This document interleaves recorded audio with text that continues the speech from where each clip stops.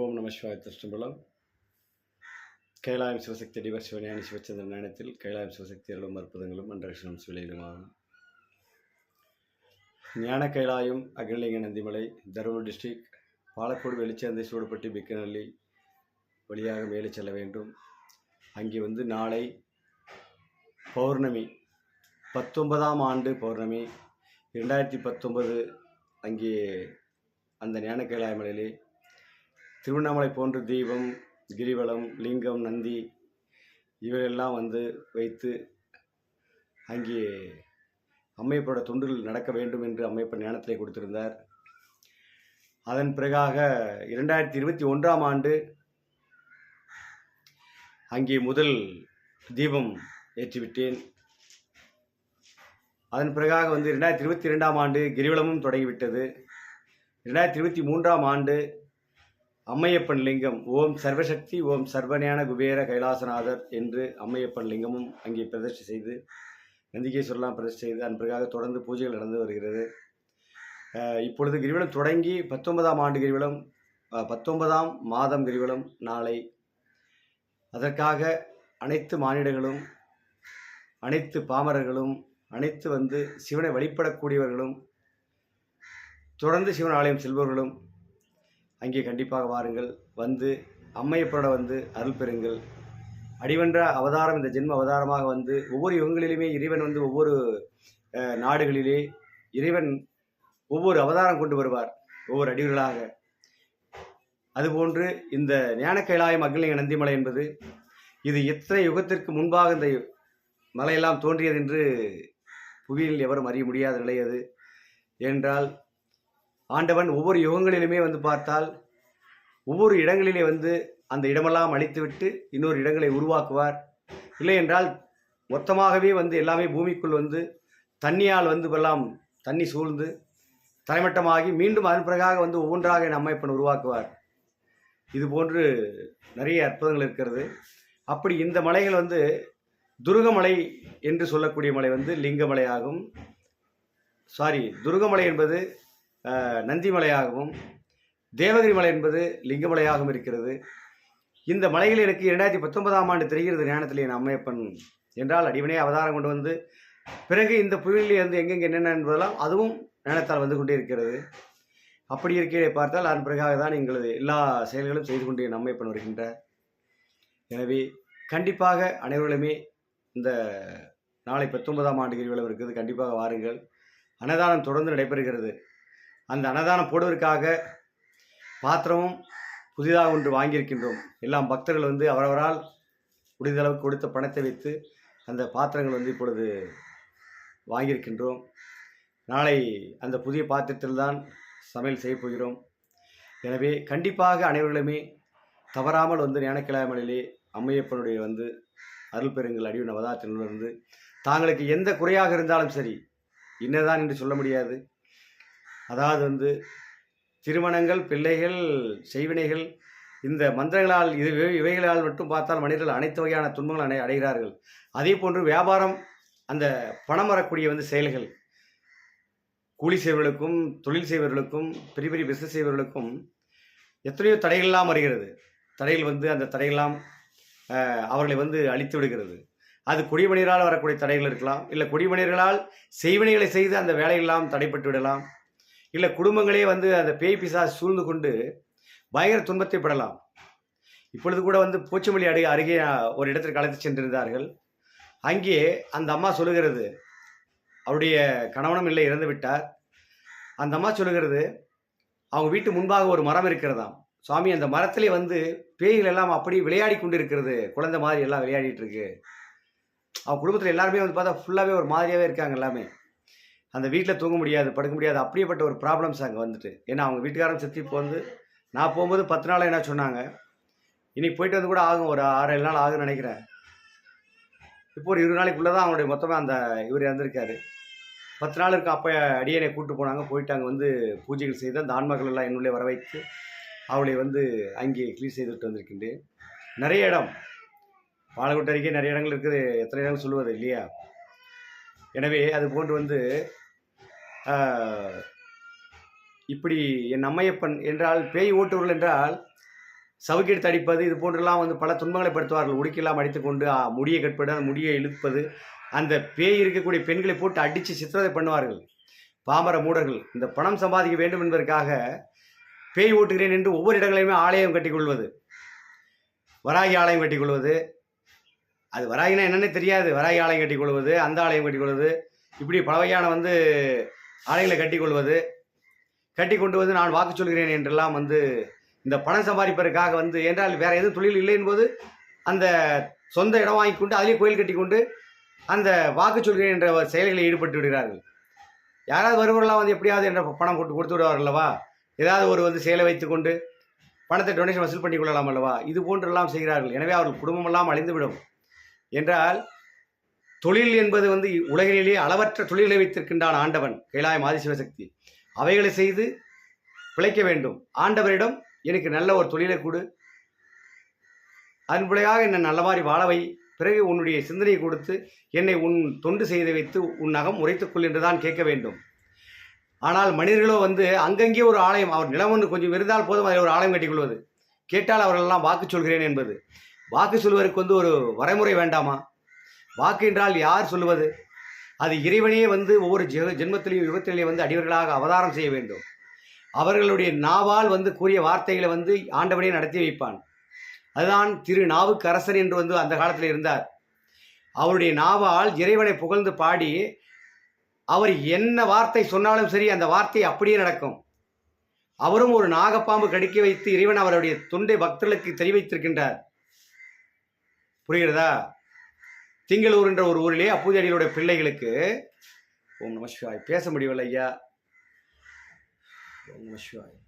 எனவே பாம்பு கடித்து விட்டு அந்த ஊர் மக்கள் எல்லாம் வந்து அவர்களை வந்து இறைவன் அடியவர் என்பதை உணர வேண்டும், அறிய வேண்டும் என்பதற்காக அந்த அப்பூதடிகள் என்பவர் வந்து திருநாவுக்கரத்தை வைத்த அவருடைய பேரிலே நிறைய தர்ம காரியங்கள் செய்வார்கள். ஆனால் ஒரு முறை இவருடைய இல்லத்திற்கே சென்று விடுவார் அவர். அப்பொழுதுதான் அந்த திருநாவுக்கரத்தோட பெருமையை வந்து அவர்கள் அறிந்து கொள்ள வேண்டும், நேரிலே காண வேண்டும் என்பதற்காக தான் அவருடைய பிள்ளைக்கு வந்து பார்த்தால் பேரும் திருநாவுக்கரசன் தான் வைத்திருப்பார்கள். அந்த குழந்தையை நாகப்பாம்பு கடித்து அவர் சாகுவதை போன்று அவர் மீண்டும் இறைவனிடம் பாடி அந்த பிறகு அந்த குழந்தைக்கு உயிர் வருவதைப் போல இறைவன் ஒரு அற்புதம் செய்திருப்பார். அதுபோன்று அடிவன் வந்து ஞானத்திலே வந்து அடிவனாகவே அவதாரம் செய்து வந்து இந்த பாலக்கோட்டிலே பார்த்தால் இங்கே வந்து மேல்தண்டு ஒரு இடத்துல கூட ஒரு பெண் வந்து தூக்குமாட்டி வந்து இறந்து, அந்த பெண்ணிற்கு வந்து பார்த்தால் வந்து என் அம்மையப்பனே வந்து பார்த்தால் அதுக்கு ஆசி வழங்கி அதெல்லாம் எடுத்து கீழே விட்டு அவரிடம் சொல்லிவிட்டு அதன் பிறகாக அந்த செயலை செய்தான் என் அம்மையப்பன். பால்வரநாதர் ஆலயத்திற்காக நான் பாட வந்திருந்தேன் பிரதோஷத்திற்காக. அப்பொழுது நான் காரிலே வரவில்லை, பஸ்ஸிலே வந்து விட்டேன். அப்பொழுது பால்வரநாதர் ஆலயத்திற்கு என் தம்பி அழைத்து செல்ல வேண்டும் என்று சொன்னேன். அவன் வந்து வர முடியாத சூழ்நிலை எங்கே சென்று விட்டான். அந்த நிலையிலே இந்த மாதிரி சூழ்நிலையை மக்களுக்கு அடிவன் என்பது யார் என்பதை அறிவிப்பதற்காக அந்த நாடகத்தை என் அப்பன் ஆடினான். இறந்து நாவெல்லாம் வெளியே வந்து விட்டது என்று சொன்னார்கள். அந்த பெண்ணை அடியன் தூக்கில் இருக்கின்ற பொழுதே போய் சொன்னேன். அவருடைய இல்லத்தில் இருப்பவர்கள் ஊரெல்லாம் கூடியிருக்கிறது. அடியனை அழைத்தார்கள். அதன் பிறகாக நான் சொன்னேன், யாரும் அழக்கூடாது, உங்கள் பிள்ளைக்கு நான் உயிர் தருகிறேன், பால்வரநாதர் வந்திருக்கின்றேன். அப்பொழுது பால்வரநாதருக்கு பாட வந்திருந்தேன். புரிந்து கொள்ள வேண்டும், அடியவன் காசி சென்றால் அந்த காசிய விஸ்வநாதன் அவதாரத்திலே என் அப்பன் அருள் புரிவான். கைலாயம் சென்றால் கைலாயம் ஆதிசிவசக்தி அவதாரத்திலே அருள் புரிவான். ஞான கைலாயம் வந்தால் ஞான கைலாயத்திலே ஓம் சர்வசக்தி ஓம் சர்வஞான குபேர கைலாசனாகவும் வீரபத்ரகாளி வீரபத்ராகவும் மாதேஸ்வர மாசுரியாக இருக்கின்றார். இப்படி அங்கே நாக கங்காதீஸ்வரர் வாசுகிய ஆதிசேஷனாக இருக்கின்றார் என் அம்மையப்பன் ஞான கைலாயத்திலே. அங்கு சென்றால் அந்த அவதாரத்திலே என் அம்மையப்பன் அனைவர்களுக்கு அருள் புரிவார். அதுதான் உங்களுக்கு சொன்னேன், பால்வரனார் வந்திருக்கின்றேன் என்று. பால்வரனாருக்கு பிரதோஷத்திற்கு பாடுவதற்காக சென்னையிலிருந்து வந்திருந்தேன். அப்படி வந்து அங்கே அருள் புரிந்தேன். அந்த இருந்த வீட்டிலே வந்து எல்லோருக்கும் சொன்னேன், யாரும் அழக்கூடாது, சத்தமே வரக்கூடாது, பால்வரனார் வந்திருக்கின்றேன், உங்கள் பிள்ளைக்கு உயிர் கொடுக்கின்றேன் என்று சொல்லி அதன் பிறகு அந்த கயிறெல்லாம் அறுத்து, அதற்குள்ளேயே ஊர் மக்கள் நிறைய கூடியிருக்கிறார்கள். அங்கே கயிறு அறுத்தும் பார்த்திருக்கிறார்கள், முடியவில்லை. அதை நான் சொன்னேன். சொன்ன பிறகு அவர் சொல்கிறார்கள், சாமி நாக்கெல்லாம் வெளியே வந்து விட்டது என்று சொன்னார்கள். நாக்கு வெளியே வந்தால் இருந்ததல்லவா பொருள். நான் சொன்னேன், எல்லாமே என் அம்மையப்பன் பார்த்துக் கொள்வான் என்று ஒரு அருகாமனை கேட்டு அதன் பிறகு அவர் அறுத்தும் பார்த்திருக்கிறார்கள், வரவில்லை. அப்போ எவ்வளவு நேரம் ஆகியிருக்கும் என்று பாருங்கள். அந்த பெண் வந்து தூக்குமாட்டி கீழே குதித்து, அதுபோன்று வந்து அதற்கு என் அம்மையப்பன் கட் பண்ணி கீழே கட்டிலே போட்டுவிட்டு அந்த சிரசிலே வந்து கரம் வைத்து அதை என் அம்மையப்பனிடம் என் அம்மையப்பனே வந்து சில வார்த்தையெல்லாம் பேசி அதுக்கு ஆசி வழங்கி அந்த பெண் உயிர் வரச் செய்து அதன் பிறகாக தான் அந்த ஊர் மக்கள் எல்லாம் வந்து சுவாமி வந்து பிள்ளையை உயிர் காப்பாற்றினார் என்று எப்பொழுதும் பார்த்தாலும் சொல்வார்கள். அந்த ஊர் மக்கள்லாம் இருகரம் கூப்பி வணங்கினார்கள்.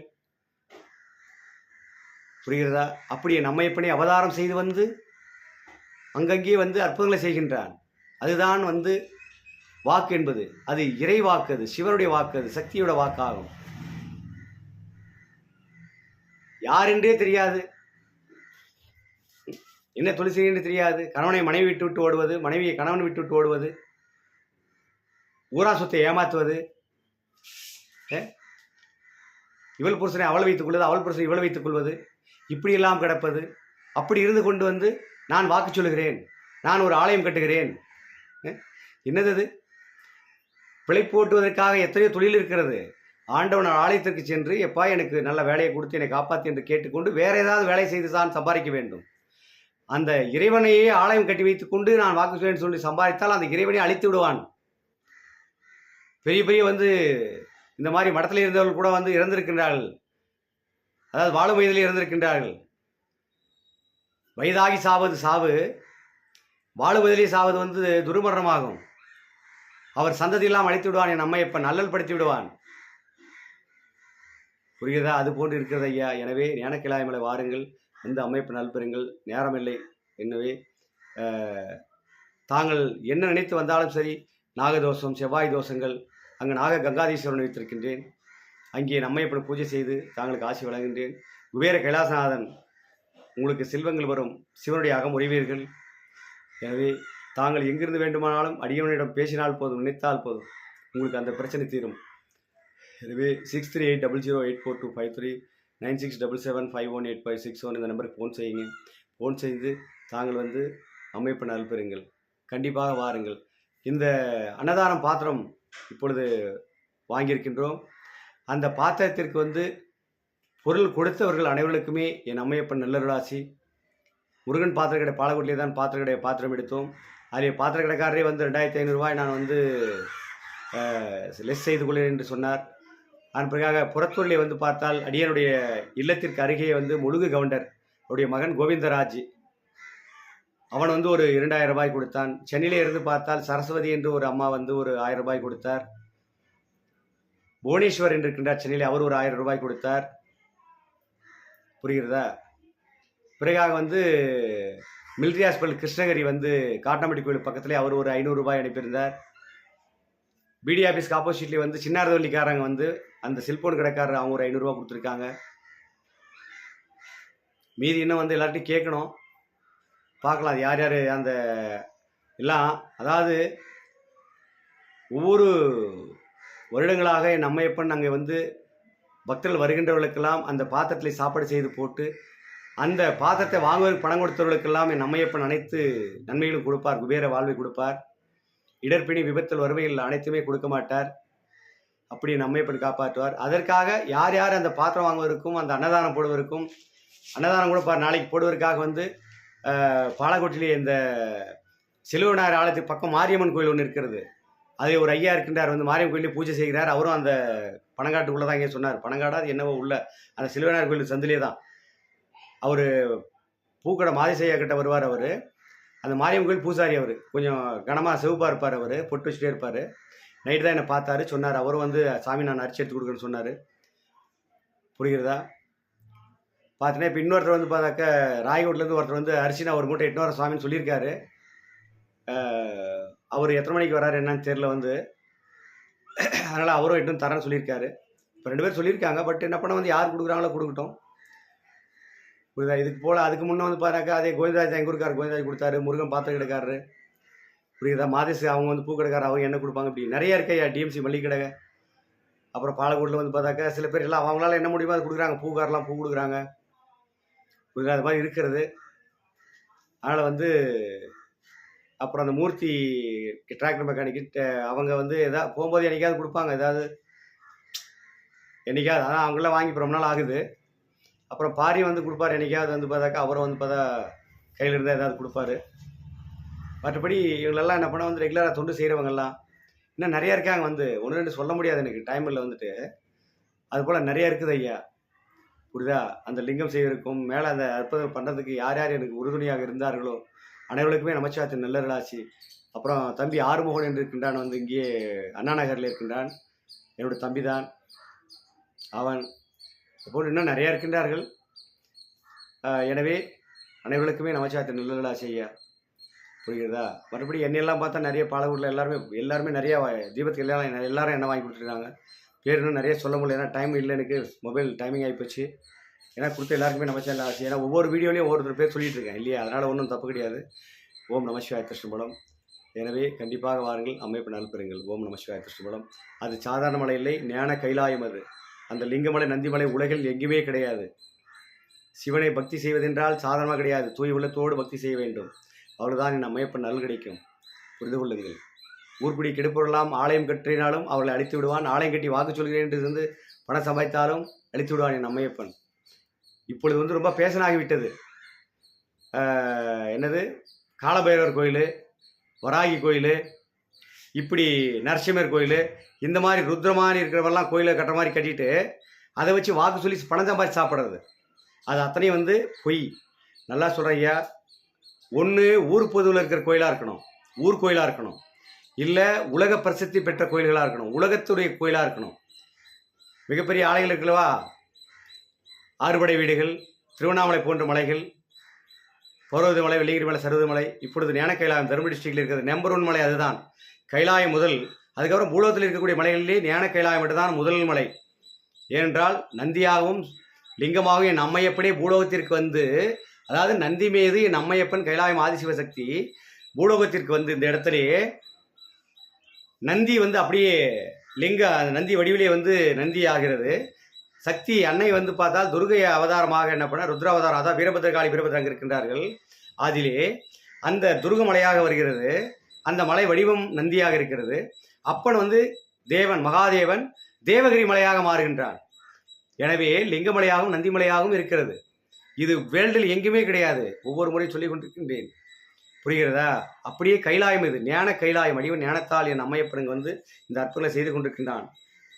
அதனால் இது ஞான கைலாயம். மூல கைலாயம் சைனா. எனவே இது உலக நாடுகளிலே இன்னும் சில வருடங்களிலே பார்த்தால் எந்த உயரத்துக்கு போகிறது என்று பாருங்கள். உலக மக்கள் எல்லாம் இங்கு வந்தால் போதும், அவ்வளோதான். இது அதாவது நினைத்தால் முக்தி எல்லாம் நிறைய சொல்லுவார்கள். புரிகிறதா? அதுக்கெல்லாம் நிறைய பொருள் இருக்கிறத நான் அப்புறம் கூறுகின்றேன்.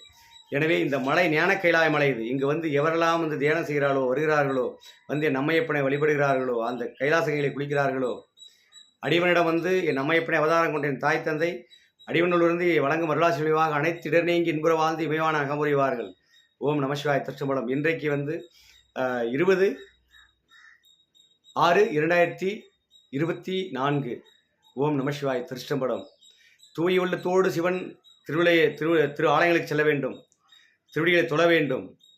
ஆலயத்திற்கு செல்வதற்கு முன்பு கெட்டவர்களாக இருக்கலாம், சென்று வந்த பிறகு அவர்கள் ஒருபோதும் தப்பு செய்யாதவர்களாக இருக்க வேண்டும், தப்பு செய்யக்கூடாது.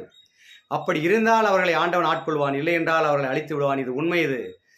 இதில் ஒரு சிறிதளவும் ஒரு அணுவும் வார்த்தை வந்து பொய்க்காது. என் அம்மையப்பன் கூறுகிறது. ஓம் நமசிவாய திருச்சம்பலம். புரிகிறதா?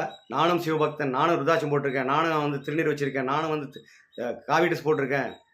அதெல்லாம் தேவையில்லை. புரியுதா? எனவே அது எல்லாமே திருநீர் அடைகிறது, ருத்ராட்சம் போடுறது, காவி ட்ரெஸ் போடுறதா இருந்தால் அவன் தப்பே செய்யாதவனாக இருந்தால் தான் அதை போட வேண்டும். மற்றவளை கேவலமாக நினைக்காதவனாக இருக்க வேண்டும், மற்றவளை கேவலமாக கண்களால் பாராதவனாக இருக்க வேண்டும், மற்றவளை வந்து கேவலமாக வந்து தன் அகத்தால் நினையாதவர்களாக இருக்க வேண்டும். அயலார் செல்வத்தை ஏமாற்றக்கூடாது. புரிகிறதா? அப்படி இருப்பவர்கள் மட்டும்தான் இந்த சிவனுடைய அடியார் தோட்டத்தில் இருக்க வேண்டும். இல்லை என்றால் எவன் வேண்டுமானாலும் போட்டுக்கொள்ளலாம், யார் வேண்டுமானாலும் எவள் வேண்டுமானாலும் வந்து ஆலை கட்டிக்கொள்ளலாம். அப்படி என்று செய்தால் ஆண்டவன் அழித்து விடுவான் அவர்கள் எல்லாம். ஓம் நமசிவாய் திருச்சிற்றம்பலம். ஓம் நமசிவாய். ஓம் நமசிவாய். போற்றி நமசிவாய்.